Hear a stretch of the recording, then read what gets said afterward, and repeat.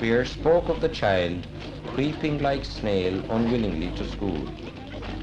And in his own day and for many years afterwards, the description was correct. But in recent years, an important discovery has been made. It is now realized that a child's character can be developed and matured in a simple and pleasant way, rather than by a series of long and dreary lessons. And this is one of the main functions of education. To the passing stranger, the parish school looks much the same as it has always been. But here, this quiet revolution is continuously going on. Children and teachers have both learned that school is not the depressing place that it used to be. Instead, it is a rather pleasant place where we learn to express our own ideas and to communicate them to others. The children's hands are more agile than their brains, so they begin to express themselves with their hands. They communicate childish ideas in a childish way. Well, Damien, what have you been making for me? The three bears' bowls. Yes, what are you putting in their bowls? The porridge. Who's this bowl for? Father bear. And who lives here? Bears. Where are they? Oh, away for a wee walk. Away for a wee walk. Who uses this little spoon? Baby bear. Yes. And tell me about this one. Dada bear. And what about this one here? Mama bear. Well, now, we'll have to shape the spoons. Something like the shape of the bowls. Do you understand, Damien? Yes, you don't forget to use your thumbs. You see, would you try to make them a better shape now yourself? Yes, that's right. With a little guidance, the children soon master the simple methods of expression, and having once achieved this, they pass on to a more complicated method.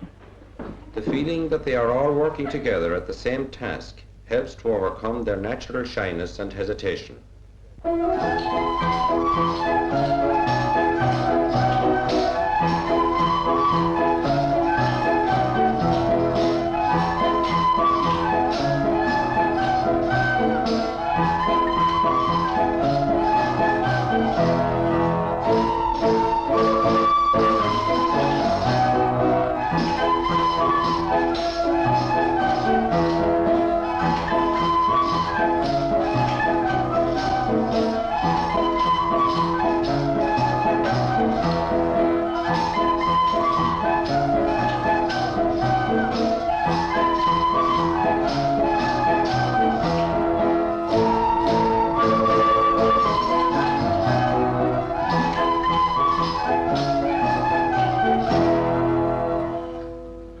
Appreciation of a performance is an important part of the lesson.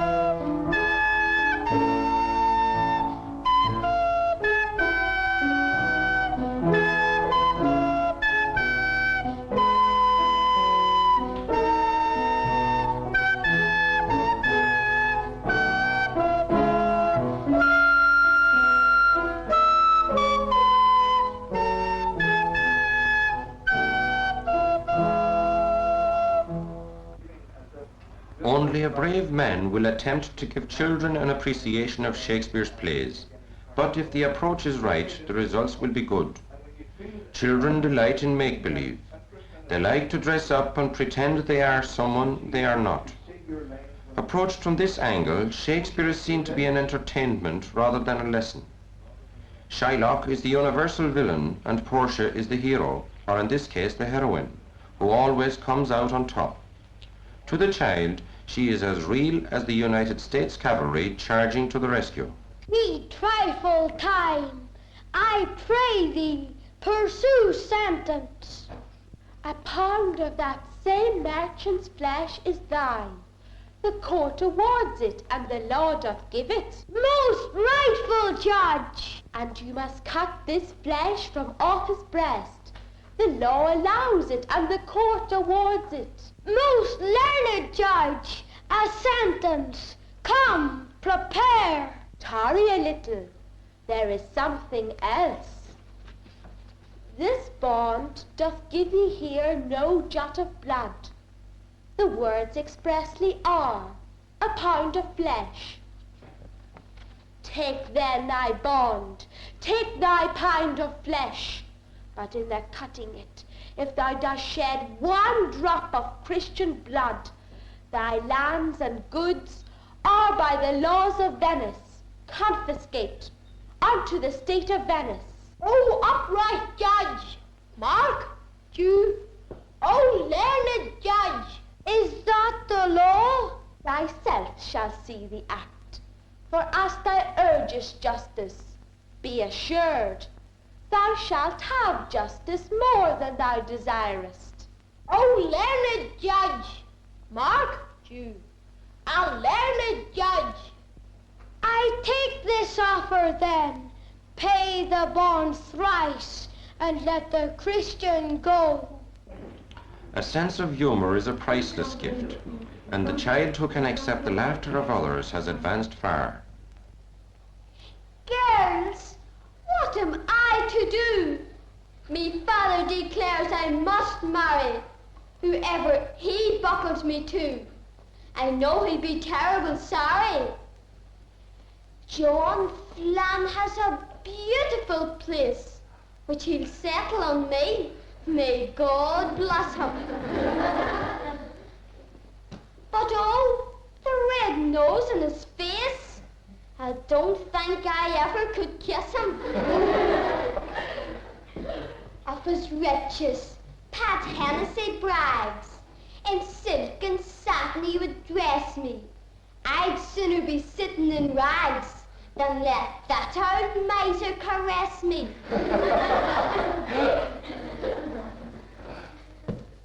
Old Clancy has acres of land, a horse, 5 cows, and a donkey.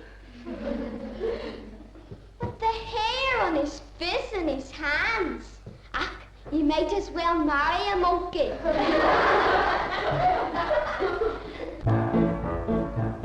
When I was a lad, I served a term as office boy, trying to turn his front. I cleaned the windows and I swept the floor, and he polished up the handle of the big front door. He polished up the handle of the big front door. I polished up the handle so carefully that now I am the ruler of the Queen's Navy. He polished up the handle so carefully that now he's the ruler of the Queen's Navy. As office boy, I made such a mark that they gave me a post of a junior clerk. Served the race with a smile so bland, and I copied all the letters in the big right hand. He copied all the letters in the big right hand. I copied all the letters in a hand so free that now I'm the ruler of the Queen's Navy. He copied all the letters in a hand so free that now he's the ruler of the Queen's Navy. I grew so rich that I was sent by pocket borough into Parliament. I always voted at my party's call, and I never thought of thinking for myself at all. He never thought of thinking for himself at all. I thought so little he rewarded me by making me the ruler of the Queen's Navy. He thought so little he rewarded me by making me the ruler of the Queen's Navy.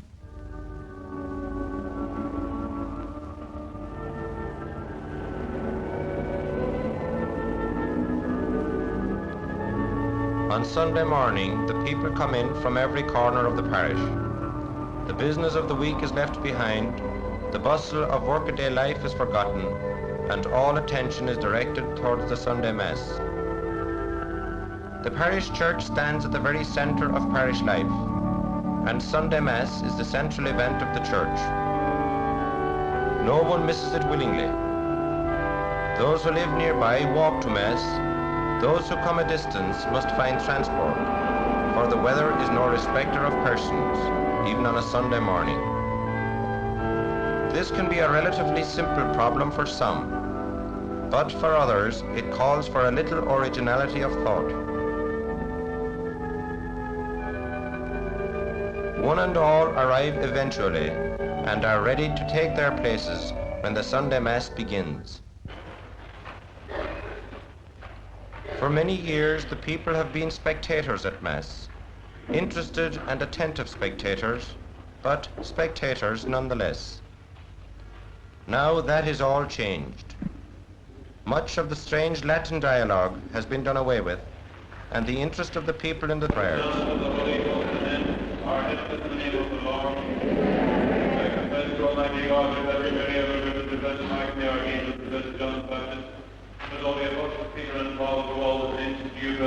Outside the church, all is quiet. The roads are deserted and traffic has come to a standstill.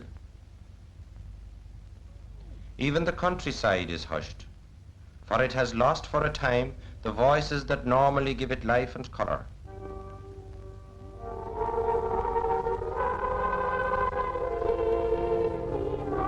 It is only right that the church should be a high and stately building, for it is the dwelling place of Christ, and it is also the witness to some of the most important events of our lives.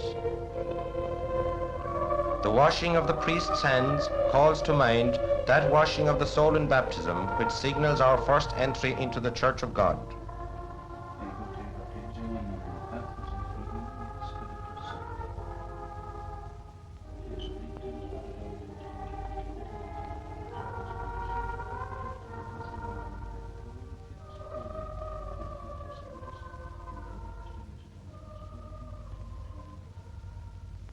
We humbly beseech thee, most merciful Father, to bless these gifts which we offer thee for thy holy Catholic Church.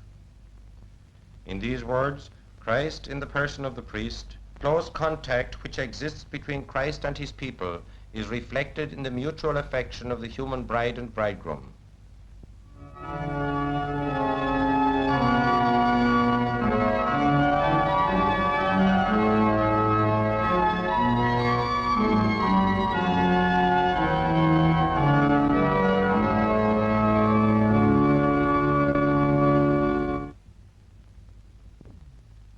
The consecration repeats the sacrifice of Christ on the cross.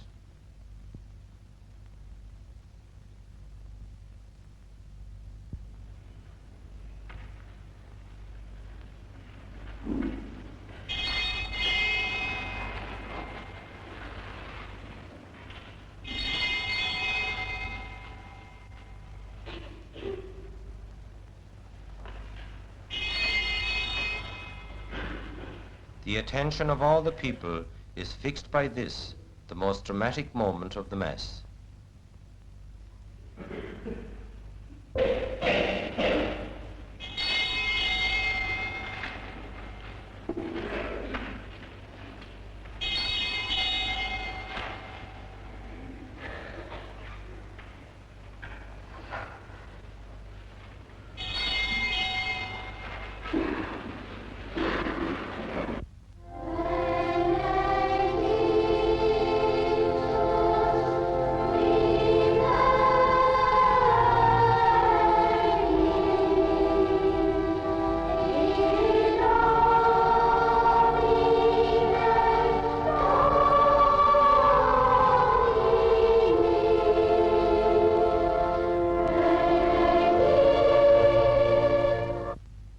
The priest and people prayed together at this point for the souls of the dead.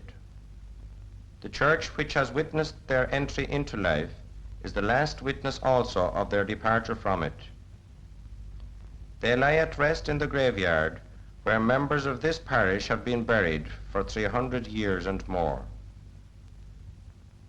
In recent years, the old practice of receiving Holy Communion every month or even every year has been dying out, and the people have come to realize that reception of the Eucharist is an essential part of the Mass, not something to be done at rare intervals, but to be done every time the Mass is offered.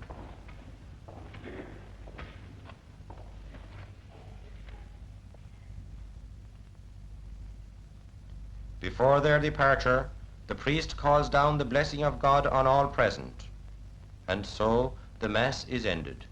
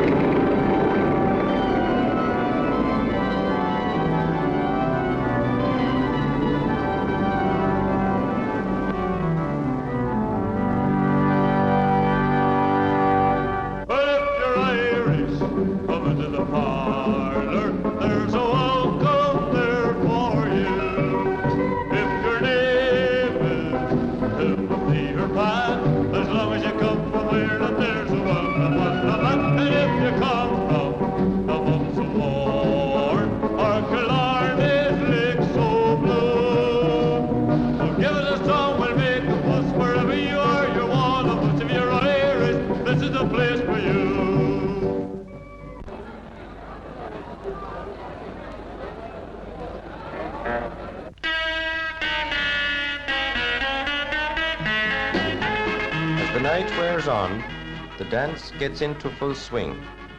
Many of the dancers like to be in place from the start, but some prefer to let the hall fill up before arriving. The not so experienced dancer is naturally shy of setting out alone onto the empty dance floor. He prefers to wait for moral support from his companions, and the resulting delay can give the impression of opposing teams warily taking stock of each other. But the deadlock is soon broken, and before long the dance floor is a pattern of moving, weaving figures.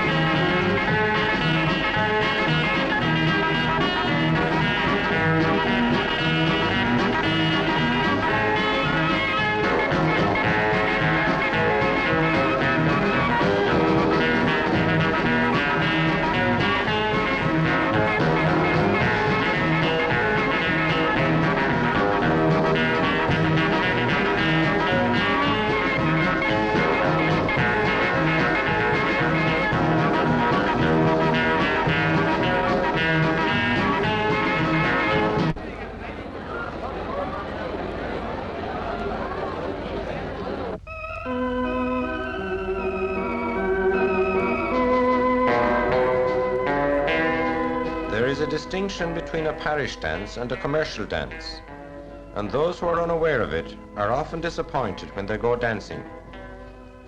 The parish dance is a social event, a place where we can meet old friends, sit around over a cup of tea, and talk about local events, and of course, watch the dancers.